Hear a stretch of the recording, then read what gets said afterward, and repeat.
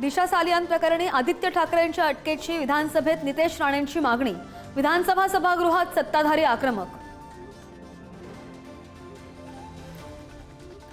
दिशा सालियान प्रकरणी 5 वर्ष बदनामीचा डाव। आदित्य ठाकरेंची प्रतिक्रिया। कोर्टामध्ये भूमिका स्पष्ट करणार।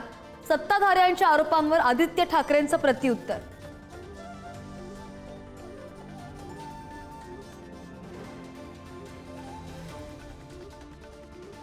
औरंगजेब कबर प्रकरणापासून लक्ष विचलित करण्यासाठी दिशा सालियान मृत्यू प्रकरणी याचिका।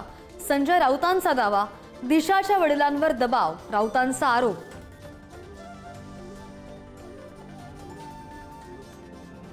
दिशा सालियानच्या मृत्यूनंतर 5 वर्षांनी अंत्यसंस्कारावेळचे फोटो समोर। चेहऱ्यावर जखम नसल्यासंदर्भात आश्चर्य व्यक्त।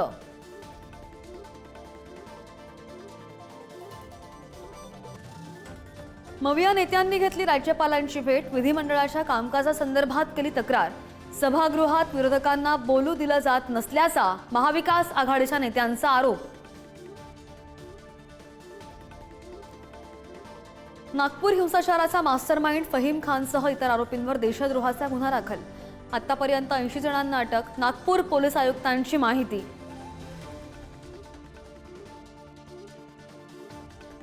नागपूरमधील नंदनवन आणि कपिलनगरमधील संचारबंदी पूर्णपणे हटवण्यात आली। 9 पोलीस स्टेशन्स हद्दीमध्ये अद्यापही संचारबंदी कायम।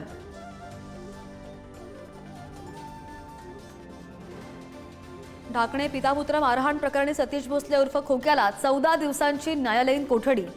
शिरूर कोर्टाचा निर्णय।